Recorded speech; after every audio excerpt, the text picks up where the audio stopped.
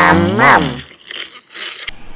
Ini adalah kisah pembunuh berantai Dukun Suraji atau lebih dikenali sebagai Dukun AS, Dukun Ahmad Suraji, yang telah membunuh 42 wanita selama 9 tahun. Akhirnya beliau mati di tangan pasukan penembak khas.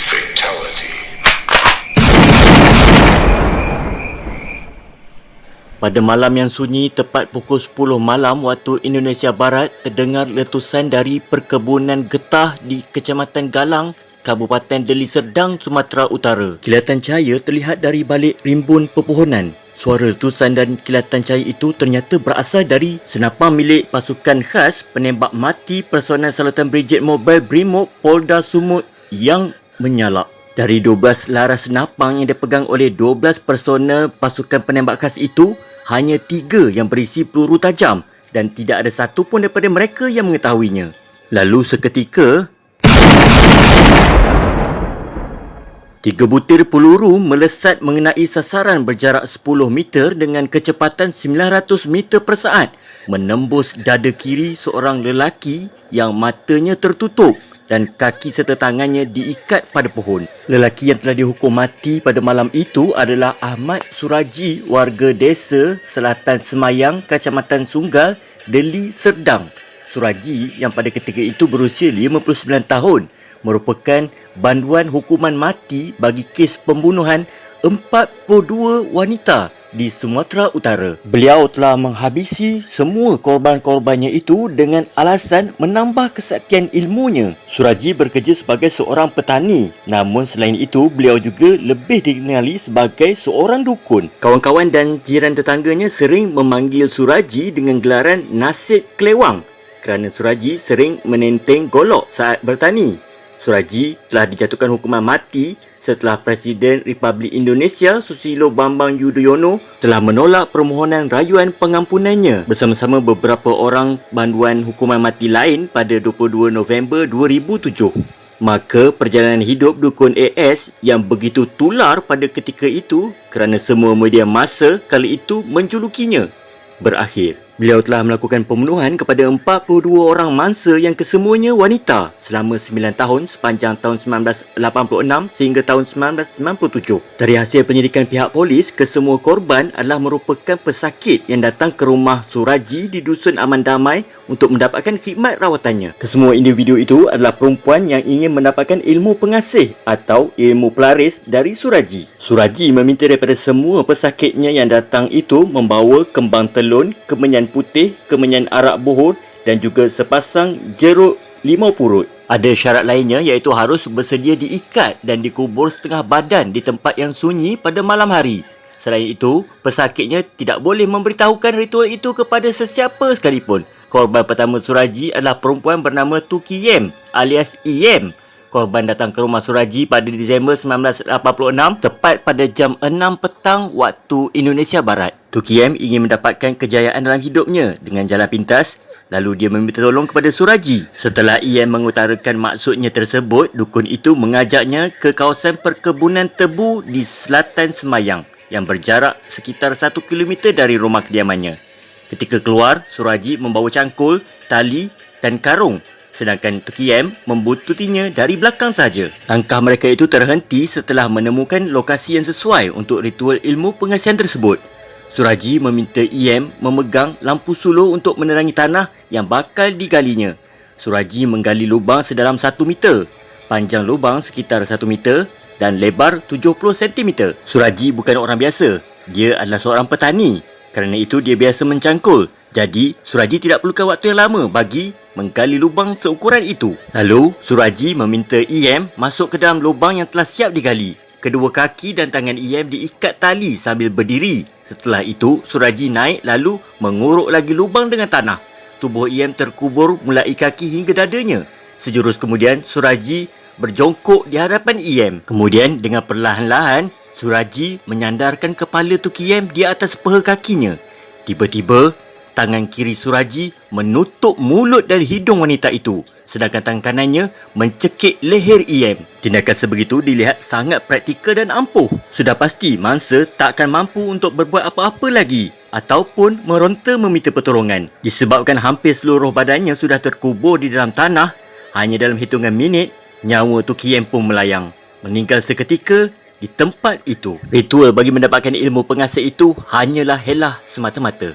Kemudian barulah Suraji melakukan ritual ilmu hitamnya yang sebenar dengan air liur mangsa yang sudah tidak bisa bergerak. Setelah itu, mayat Tu Kiem diangkat kembali. Suraji membuka ikatan tali di kaki dan tangan Tu Kiem, membuka seluruh pakaiannya hingga telanjang bulat. Lalu Suraji menguburkan kembali mayat Tu Kiem di dalam lubang yang sama. Setelah semuanya selesai, Suraji kembali ke rumah kediamannya. Keesokan paginya, Suraji melakukan aktiviti seharian seperti biasa, iaitu bertani. Seolah-olah tidak ada kejadian apa pun yang berlaku. Dia bergaul seperti biasa dengan rakan-rakan dan jiran tetangganya. Manakala motif dan pola pembunuhan yang sama dilakukan Suraji terhadap mangsa-mangsa beliau berikutnya. Ini ialah mangsa kedua Suraji yang bernama Yusnia alias Niar yang telah dibunuh pada sekitar bulan Mac tahun 1987. Mangsa ketiga adalah seorang perempuan bernama Tomblok. Sekitar tahun 1988 dia telah dihabisi. Lalu urutan rantai mangsa-mangsa berikutnya adalah Rusmina alias Poppy. Dihabisi pada bulan Ogos 1989. Dua mangsa yang dihabisi pada bulan Jun 1992 iaitu Diduk dan Rusmiani alias Anis. Kemudian Sulianti alias Yanti yang turut menjadi mangsa pada masa yang hampir bersamaan. Pada 28 Oktober tahun 1992, seorang perempuan yang bernama Irdayanti turut menjadi mangsa seterusnya. Kemudian Suraji telah menghabiskan mangsanya yang bernama Sadiem pada 17 Disember tahun 1992. Kemudian seorang wanita yang dikenali sebagai Dam Kunyil dihabisi pada Januari 1993. Melalui siasatan yang telah dijalankan, diketahui ada 42 wanita yang telah dibunuh secara keji oleh Suraji.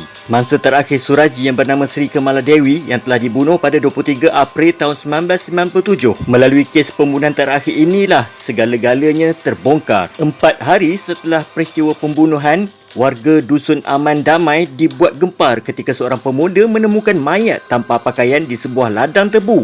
Mereka semua dibuat sangat terkejut kerana ternyata mayat itu adalah Sri Kamaladewi yang dikhabarkan telah menghilang 3 hari sebelumnya. Pihak polis sebelum itu menurunkan pasukan pencari untuk menyelidikinya. Awalnya, pihak polis mencurigai Tumin, mantan suami Dewi, kerana keduanya sering bertengkar. Namun, pihak polis tidak mempunyai banyak bukti. Namun, pada satu kesempatan, pihak polis mendapatkan sebuah petunjuk baru.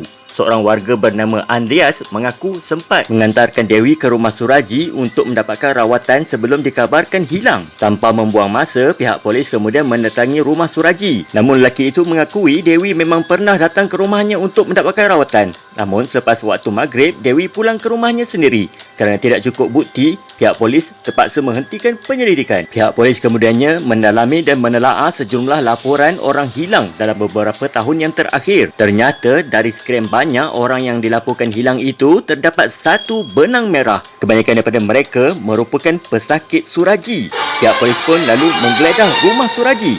Di sanalah ditemukan sejumlah pakaian dan perhiasan perempuan, salah satunya milik Dewi.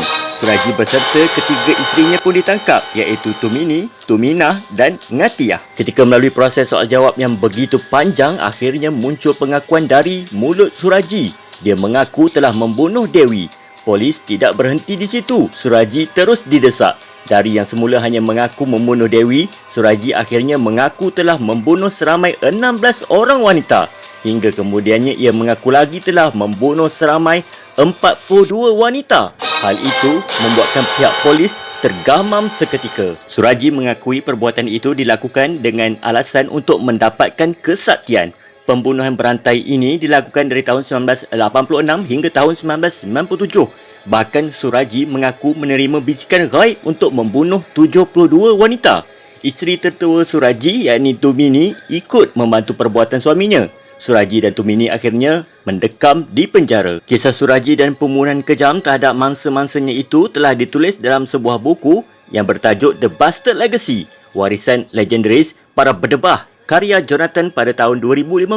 Juga dalam majalah Intisari edisi Julai 2017 dengan judul Demi Ilmu Sakti, Suraji Membunuh 42 Wanita di Ladang Tebu. Suraji akhirnya dihadapkan pada sidang perbicaraan di Pengadilan Negeri Lubuk Pakam, Sumatera Utara pada 22 Disember tahun 1997. Masyarakat ketika itu berbondong-bondong menonton berjalannya sidang perbicaraan. Oleh kerana banyaknya jumlah orang awam yang datang menyaksikan sendiri perbicaraan itu, sehingga pihak berkuasa daerah Deli Serdang terpaksa menyiapkan sebuah khemah besar serta 4 televisyen monitor bagi pengunjung yang tidak mendapat tempat duduk pada ruang perbicaraan. Perbicaraan yang penuh sensasi itu kemudiannya telah diawasi oleh 4 pelantun pihak polis. Semasa proses perbicaraan, Surahaji sekali lagi melakukan perkara di luar akal. Beliau telah menolak laporan lengkap yang telah disediakan oleh pihak polis kepada pihak mahkamah semasa sesi soal jawab. Surahaji telah membantah tuduhan bahawa beliau telah membunuh seramai 42 mangsa. Beliau berkata pengakuan itu dibuat kerana telah dipaksa oleh pihak polis semasa proses penyiasatan. Tumini yang merupakan isteri pertama Surahaji yang telah bersekongkol bersamanya turut membuat pengakuan yang sama. Mereka berdua menganggap kesemua pertuduhan dalam pendakwaan itu adalah suatu kebohongan besar. Di sepanjang sesi proses perbicaraan mahkamah yang berlangsung dengan memakan masa yang begitu lama, telah menyaksikan drama air mata dan penafian kosong semata-mata oleh Surahaji dan isterinya. Walaupun tiada sebarang alibi yang diberikan dan tiada sebarang bukti yang menyokong keterangan mereka. Akhirnya pada tanggal 27 April tahun 1998 menyaksikan semua penafian kosong selama ini dan semua keterangan-keterangan palsu yang diada-adakan dilihat seperti mencurah air ke daun keladi.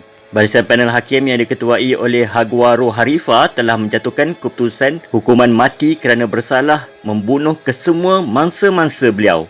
Sekali lagi dilihat seperti mencurah air ke daun keladi. Semua tindakan Surahaji dan isterinya yang mencabar keputusan mati tersebut di peringkat mahkamah yang lebih tinggi serta membuat permohonan rayuan terhadap sabitan hukuman mati ke atas mereka berdua ditolak sepenuhnya. Sementara itu, isteri kepada Surahaji, Tumini, yang telah divonis kepada hukuman yang lebih ringan iaitu penjara seumur hidup. Surahaji dan Tumini kemudiannya dihadapkan ke Lembaga Permasyarakatan Kelas 1 Tanjung Gusta, Medan. Surahaji membuat permohonan keampunan kepada Presiden Megawati Soekarno Puteri pada bulan Ogos tahun 2004. Begitu juga pada era pemerintahan Susilo Bambang Yudhoyono, beliau sekali lagi membuat permohonan mendapatkan keampunan daripada Presiden Republik Indonesia, namun juga ditolak. Ketika hampir menjelang pelaksanaan hukuman mati, Surahaji mengajukan permohonan terakhir kepada pihak berkuasa untuk bertemu dengan keluarganya termasuk Tumini.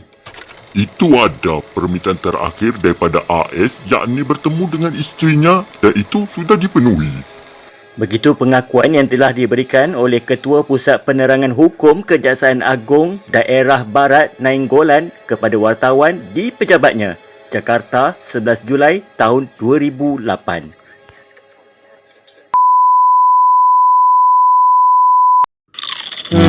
Mam.